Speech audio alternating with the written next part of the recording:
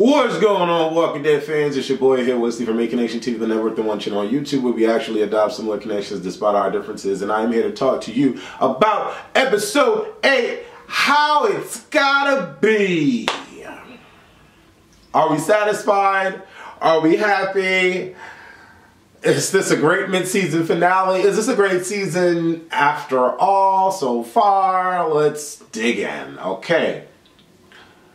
We start this episode off with Carl and Rick having conversations about how potentially Negan and him need to get along and how the people need to coexist and come together, and Carl's like, stop with the bloodshed and can you really cure all of them? And Rick is like, I mean, it's kind of like it's how it's gotta be. And I'm like, okay, I am annoyed. I am annoyed by Carl and his philosophy. With everything that he's fucking been through, I would think that he would have a little bit more grit and tenacity toward soaring up as opposed to just playing house with these. But anyways, then you have Jesus, who in the beginning understood, but now he's like, I don't know. I'm just tired of everyone feeling like there is going to be a moment in time where there's not going to be any violence. And the only reason why I feel like that is because we've not gotten through a season without any violence. Would we really enjoy an episode of The Walking Dead if there's no violence?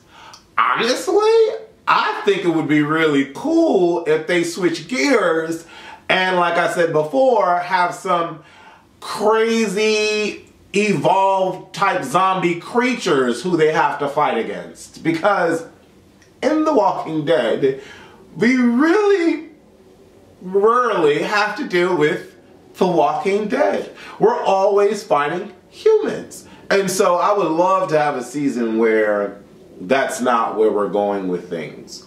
Where the Hilltop and the Kingdom and Alexandria, which is no more by the way, and other places like Oceanside can come together to fight one cause. That in itself would be different and something I would love to see. Okay? But Scott Gimple, I don't know if he even has thought that far. I don't understand because I don't know what the fuck he's doing. I just, what he has in store is not something like, the store has no items that I want to buy. Negan comes up to Alexandra and he's like, well.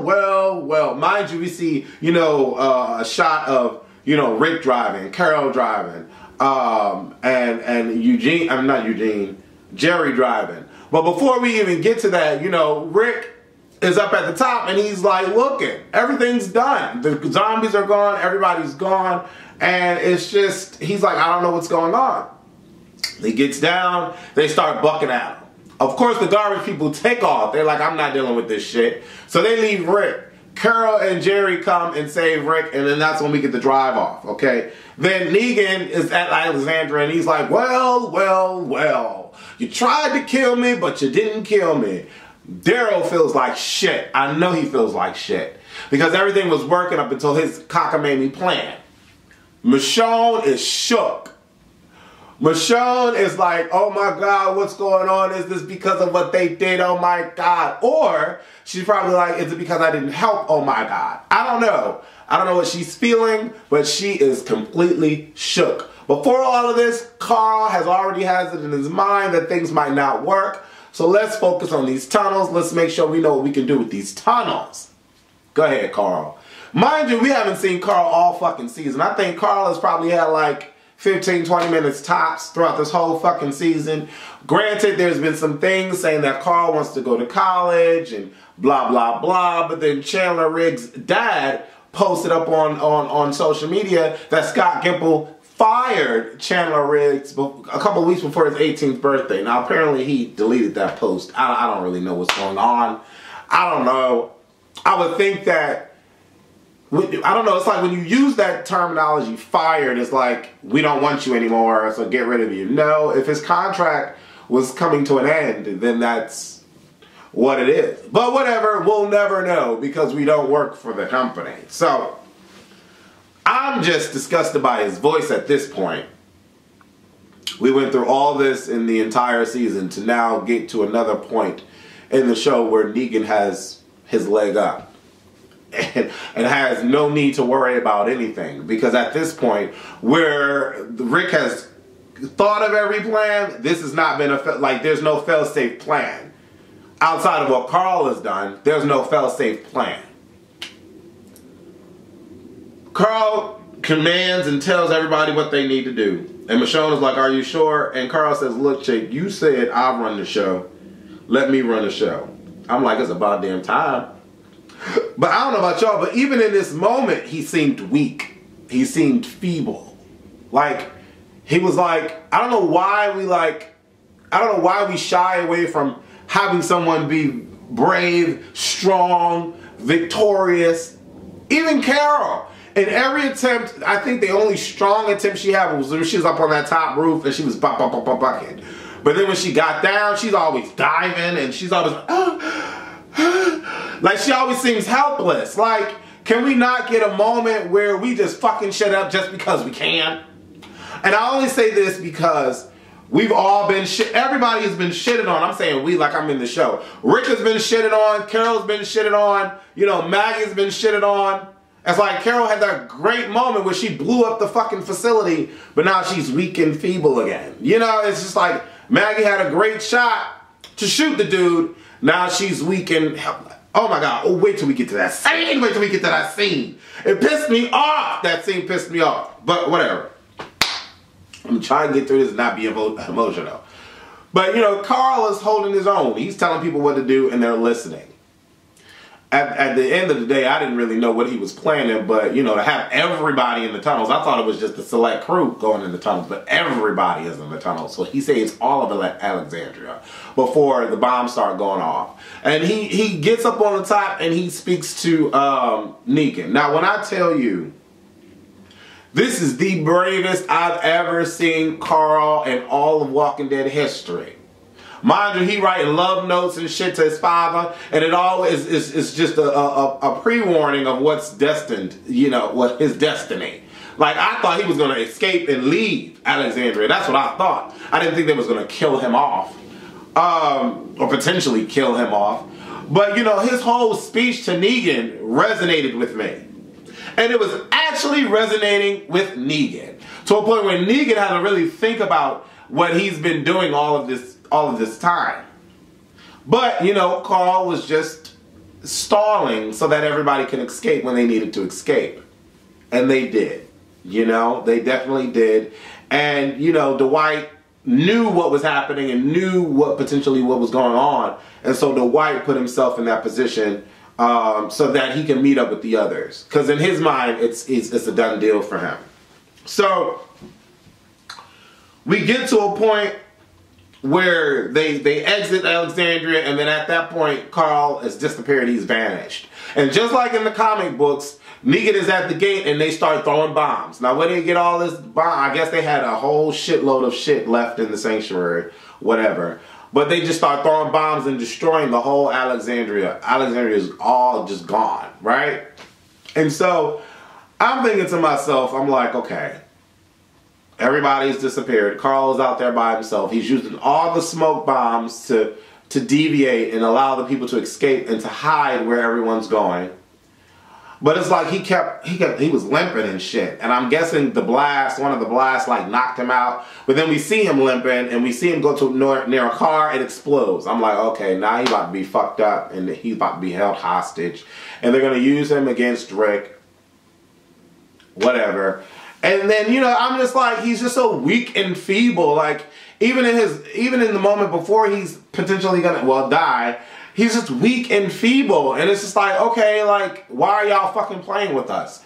You know, Daryl, Michonne, and the others get away for a little bit. They leave to then come back. I couldn't understand that shit. It made no sense to me. I couldn't understand that. They left and came back. I couldn't understand that. But, you know, they leave, they go off to the side, they wait for the cars to come up, Dwight leads them into the smoke or whatever, and then they get got. Dwight then kills the rest of the people and then gets got by one of the females, one of the no-name chicks. If she has a name, I don't really give a fuck. with one of the no-name chicks. Her face is familiar. And, you know, they fight. But she beats his ass and she runs away. Whatever. Dwight screams to the people, they're gone, they're gone. And then, you know, Tara, Rosita, and everybody come. They hold the gun up to Dwight. Dwight's like, look, this is what I did. I knew what y'all were planning. I still am here for y'all. I don't want to go back to Negan. Negan will know now because she just found out. Please, I'm here for y'all. I know the ins and outs. I know Negan, the way Negan thinks. Let me help you, please. Daryl's like, did they get out because of what I did? You should have said, Dwight should have just said yes. But he hesitated and he said, Eugene. Whatever. Whatever. Now we're trying to, whatever. I love Daryl, but accountability needs to be had. Like, you need to know that you can't always go into the situation half-cocked, because you'll get your head chopped off, and that's exactly what happened. He went into the situation half-cocked, and now his head gets chopped off. Rosita walks up to Dwight like he about to shoot her, like he about to shoot him, and then she helps him up. They go back to Alexandria for whatever reason. They see that all the bombs have gone off. It's a muck. It's just crazy. Whatever. And then they go into the sewer. Michonne is all what I think Michonne is thinking is Carl. I think Michonne is like Carl, and Michonne is like what Daryl did, and what I didn't help with, and how I didn't stop it. But this is my home, and my home is gone now. That's what I'm thinking she's thinking. And I'm getting choked up right now just thinking about Michonne in that moment, because Danai Gurira, she is just, I love her acting on this show. I just love her on this show. You can emotionally connect to her in every situation that she is. She has definitely grown on this show. And so she's walking through with a sword. You know, granted, Negan is like, destroy all the houses. I want to go and chill at Rick's house, and I'm going to make me some fucking spaghetti. I'm like, whatever. Rick about to get his ass beat. That's what I'm thinking. Rick about to get his ass beat. But, you know, Michonne goes through, and she really don't care. She not really looking around for shit. She not really seeing what's around. She just walking through the smoke. If somebody come at her, it's a problem. Somebody grabs her, and I'm like, oh, hell no, here we go. She about to get her ass beat. Like, it's like I always feel like our people getting their ass whooped all the time. Like, all the time they get their ass beat. Ezekiel got his ass beat by the worst actor in Walking Dead history, gonna get his ass handed to him. But anyway, I digress. She get grabbed. She's like, all right, this ain't about to happen. She, bam, charge him up against the back wall, and she go, whoop, with the sword. I like the whoop with the sword. I was like, yes, that was me nutting off. I was like jerking off and nutting off at the same time. I was getting like 5 nuts in that one scene. And then after that, she said, oh, fuck no. You ain't dead until I want you to be dead. She started chopping. Start chopping on him. Just start chopping on him. And I'm like, okay, that's what I'm here for. That's what I'm here for. Outside of that, you know, Rick, and I'm going to talk about Aaron and Enid and they shit that they got going on. I'm gonna talk about that, and fuck Eugene. Don't nobody give a fuck about Eugene. But I'm going to talk about that too. And I'm going to talk about fucking Simon with fucking Maggie ass. The Maury Povich motherfucker. But Rick goes into the house, and he like, Carl, Michonne. Y'all like my Rick voice? And I'm like, at this point, why do you think they hiding in the house? Do you really think, after all this time, Carl and Michonne are hiding in the house? Really, Rick? So then he get his ass handed to him. Negan whooped his fucking ass. I don't care what nobody say. Negan whooped Rick's ass. How the fuck Rick beat three people up? Hands tied. Beat 3 people up, took the gun away, and busted some. Ripped the head off a zombie, whooped the leader's ass, and how? But Negan fucking him up, like I told y'all in my last review. One-on-ones, Rick is not good at one-on-ones. He stay getting his ass whooped. He stay getting his ass whooped in these one-on-ones. Then, Rick had Lucille in his motherfucking... Rick had Lucille in his hand. And I was, oh my God, like, can you fuck his shoulder up? Because I know Negan not gonna die this episode. I know he's not gonna die. I know he's not gonna die, but in my head, I'm like, ooh, can you at least fuck his shoulder up? Swing out his head and then miss, because you hit his shoulder. Fuck something up on Negan. Fuck his kneecaps. I was like, hit him in the kneecaps. That's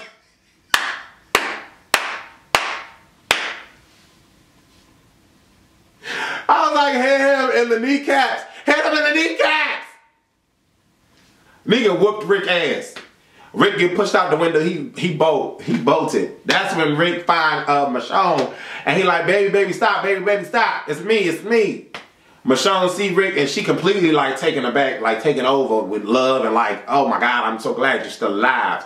Come on, the rest of the people is down here. So I'm gonna stop right there. And I'm gonna talk about the end. I don't know how long we have. 15 minutes now. Let's talk about Aaron and Enid. At the end of the day, Aaron and Enid are connected.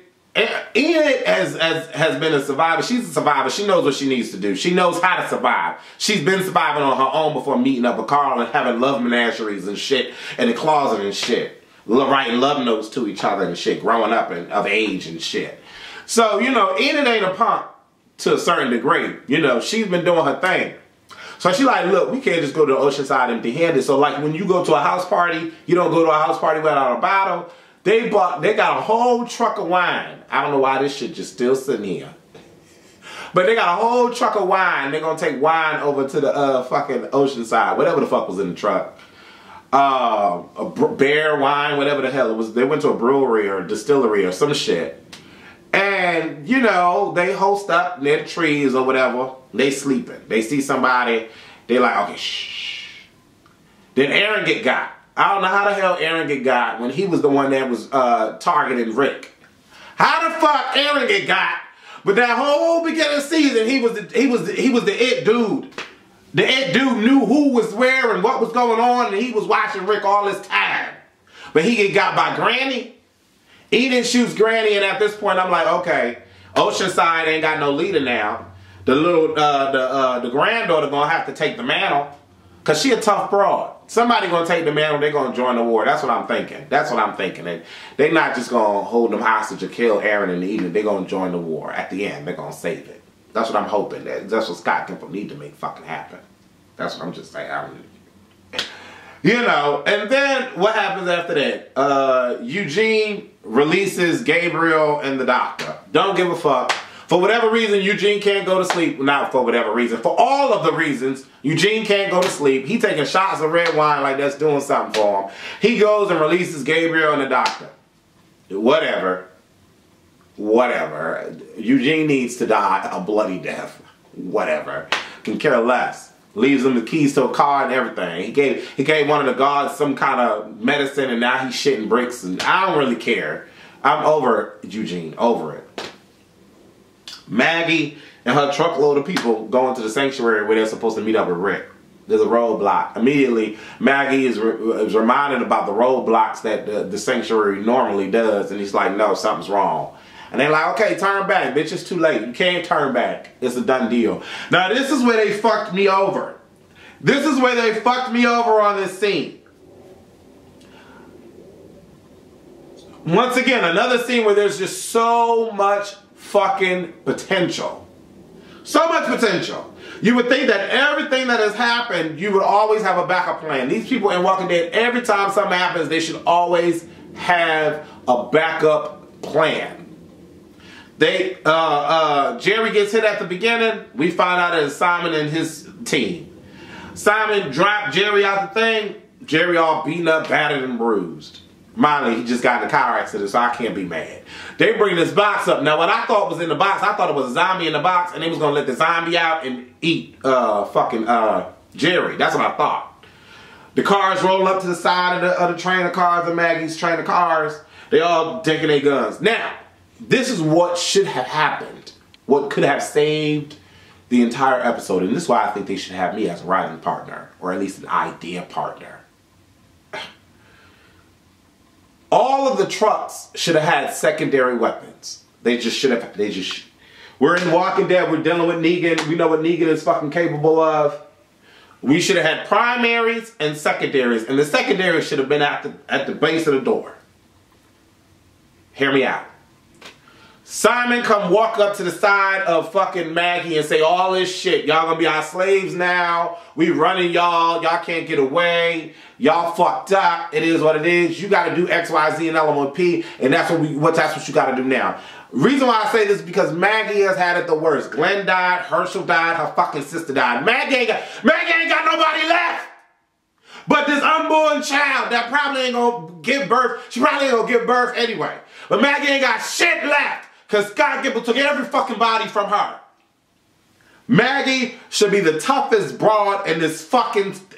Maggie should be tougher than Carol's ass. But I digress. We stay putting these fucking females in these weak ass positions. Simon was this fucking close to Maggie's face.